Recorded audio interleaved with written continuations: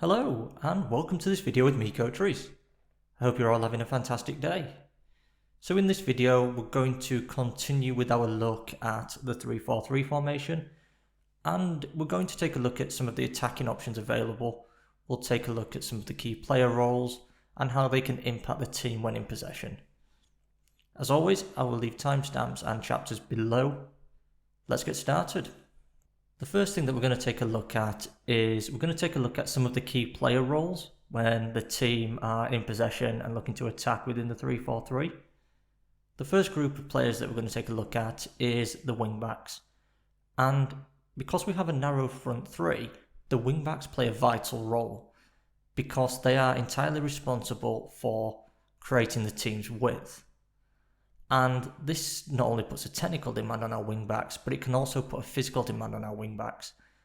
Not only are they required to support the team in possession, they also need to be excellent athletes so that once the ball turns over, they can recover quickly and regain their defensive organisation.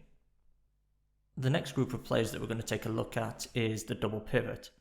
And they play an important role because they are our link between our three central defenders and what is now our 5 attacking players, which is our 2 wing-backs and our 3 central forwards.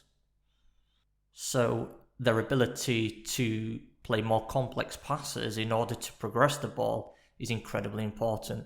So there's a big technical demand on our double pivot within the 3-4-3. And the final group of players is our front 3. And in terms of our front 3, there's a lot of flexibility in terms of what kind of profiles you can use. So at the moment we've got a striker and 2 attacking midfielders, but that could quite easily be a striker and 2 inside forwards, or it could be one of each. So we might have a striker, an inside forward and an attacking midfielder. In terms of attacking shapes with the 3-4-3, a huge advantage of the formation is without needing to move players into potentially unfamiliar areas, the formation can quite quickly transfer into the 3-2-5. So we now have our advancing wing-backs forward, and they create our front line of 5, and we have our rest defence structure behind it, which is our 3 central defenders and our double pivot. This 3-2-5 structure offers teams who use the 3-4-3 formation a lot of attacking potential, because we have our 5 players in the attacking line, so they can be responsible for creating, hopefully scoring goals, and we have our rest defence structure, which is our 3 and our 2, to protect against opposition transitions or potentially support counter presses if required.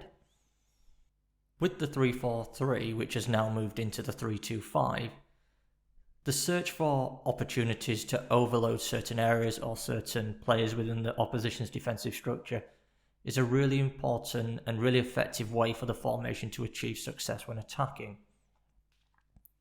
Because of the 3-2 rest defence structure, there's a lot of protection behind, so the wing-backs have a lot of flexibility and a lot of freedom to advance forward and really support how the team attack.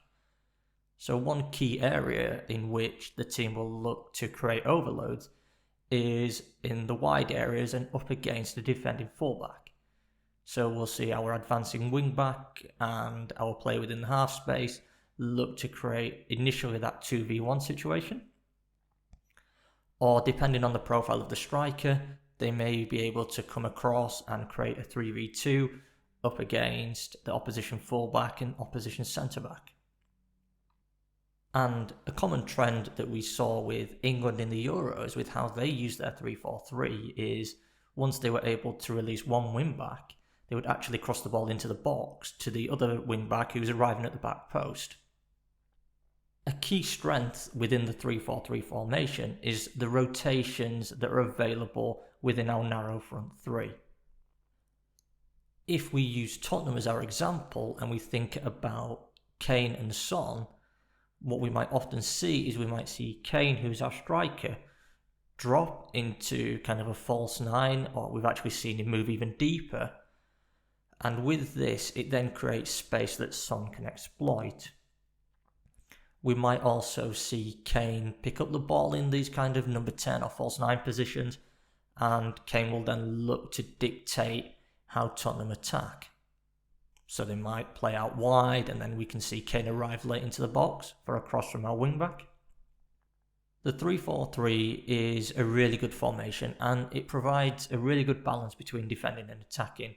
We have our 5 players in our attacking line, along with our 3-2 rest defense structure.